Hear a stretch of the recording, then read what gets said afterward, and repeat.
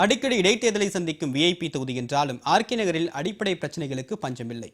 கைலாசம் தெருப்பகுதி மக்கள் பாதிப்புகள் குறித்து விளக்கிறது இந்த தொகுப்பு. ஆர்கே நகர் தொகுதியின் மைய பகுதியில் அமைந்திருக்கிறது இந்த கைலாசம் தெரு குடிசை பகுதி. இந்த பகுதியில் சுமார் 400க்கும் மேற்பட்ட குடும்பங்கள் வசித்து வருகின்றன.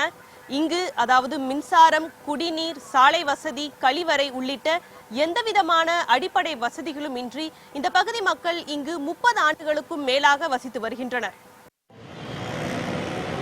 ஒவ்வொரு ஆண்டும் தேர்தல் மட்டும்தான் நடக்கிறது என்றும் தங்களது வாழ்க்கை நிலையை உயர்த்த ஆட்சியாளர்கள் யாரும் நடவடிக்கை எடுப்பதில்லை என்றும் குமுறுகிறார்கள் கைலாசம் தெரு மக்கள்.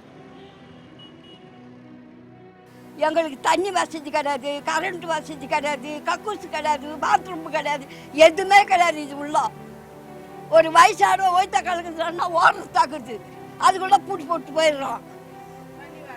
தண்ணி வரலன்னு சாத்திடுறாங்க. நாங்கள் எங்கே போகிறது? நட்சத்திர தொகுதி என்று பெருமையாக சொல்லிக் கொண்டாலும் மற்றவர்களால் கற்பனை கூட செய்து பார்க்க முடியாத அவல நிலையில் வாழ்ந்து வருவதாக வேதனை தெரிவிக்கின்றனர் அப்பகுதி பெண்கள். 401 வீடு இருக்கு. 401 வீட்டுக்கு யாருமே எதுவுமே செய்யல. இந்த கட்சிக்காரர் வந்தா இவங்க பிள்ளைங்க கவர்மெண்ட் வேலை செய்யறாங்க. இந்த கட்சிக்காரங்க வந்தா இவங்க பெரிய மாளிகை கட்டிப்பாங்க. மாளிகை கட்டினா அவங்க அப்பார்ட்மெண்ட்டுக்கு போயிடுவாங்க, அங்கே போயிடுவாங்க, இங்கே போயிடுவாங்க.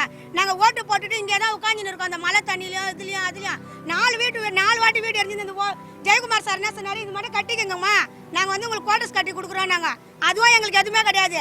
இந்த சீட்டு போடுங்க, கடை வாங்கி சீட்டு அவங்க கொடுத்தா 5000 ரூபாய் இன்னும் எத்தனை வாட்டி சாப்பிட முடியும்? இந்த மலையில் இதில் உட்காந்துன்னு எரிஞ்சு போன இடத்துல ஒன்றுமே எங்களுக்கு கிடையாது.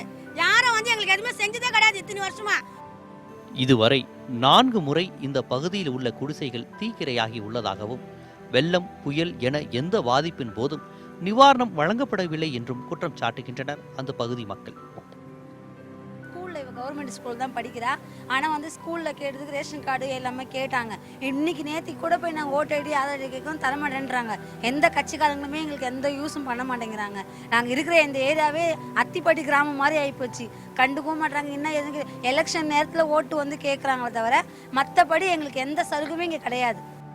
30 ஆண்டுகள் கடந்தும் நிறைவேறாத தங்களின் அடிப்படை தேவைகள் இனி வரும் காலங்களிலாவது நிறைவேறுமா என்ற கேள்விக்குறியோடு இடைத்தேர்தலை எதிர்நோக்குகிறார்கள் இவர்கள்.